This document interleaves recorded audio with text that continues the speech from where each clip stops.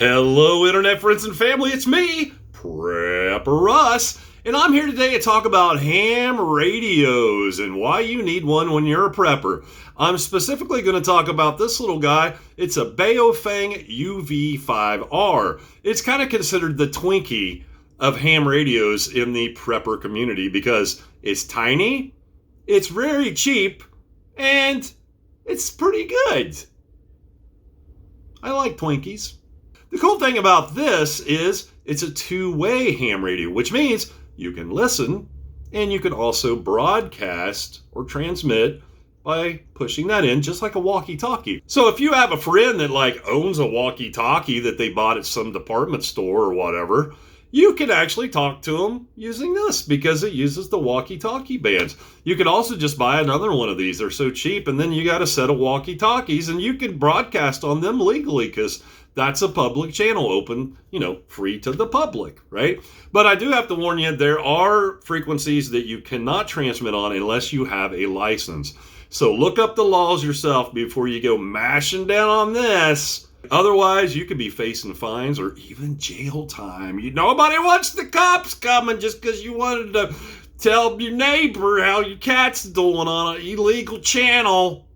Now, it is worth mentioning that you can legally transmit on this radio if you are in a dire emergency, because trust me, people would rather you reach out on the ham frequencies to save a life, but they don't want you doing it if your cat just puked up a funky hairball and you want to talk about it. Yeah, this is not a chit-chat device. It's supposed to be used for emergencies. It all starts with turning on the ham radio and cranking it up.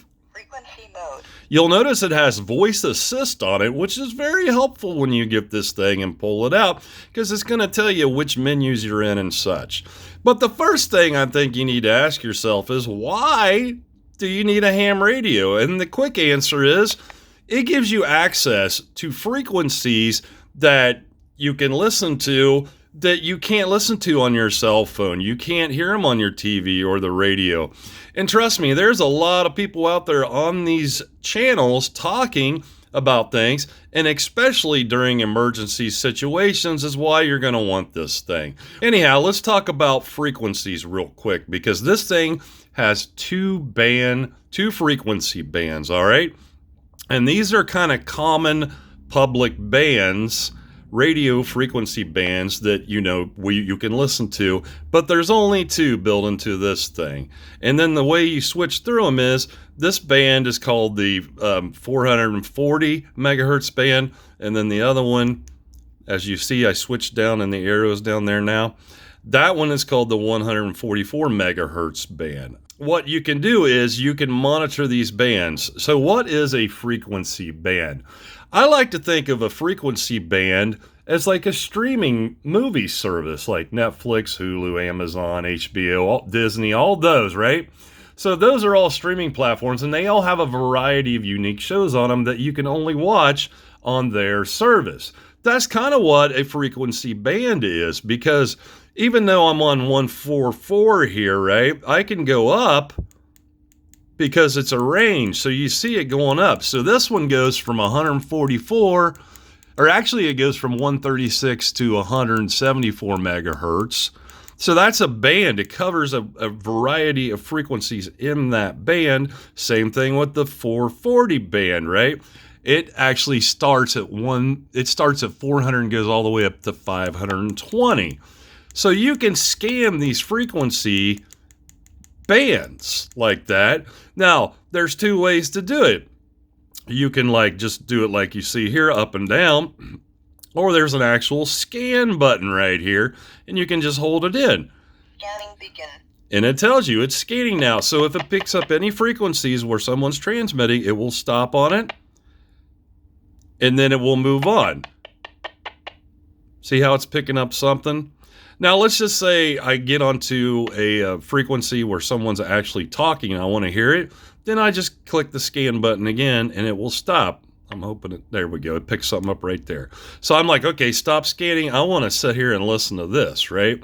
And then it's the same thing for this other band. There's also a nice feature on this where you can go into channel mode. Some people call it memory mode. So that's kind of the beautiful feature of this radio is you can program your frequencies into it. And then what do? Once again, you go down and just scan it. Scanning begin.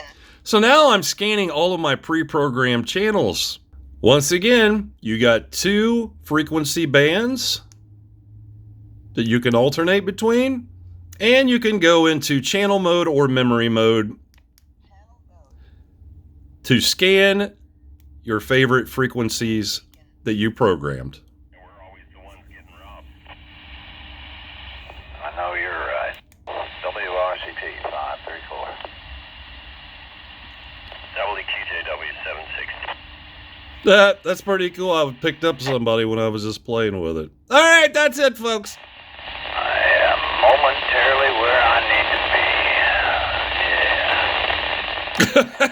be. Hey, I hope you enjoyed my video about ham radios, and it's enough to get you intrigued to buy one. And I even put the link into the description below.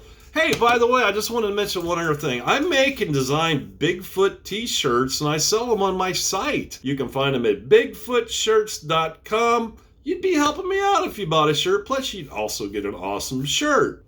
I'm Prepper Russ. I guess.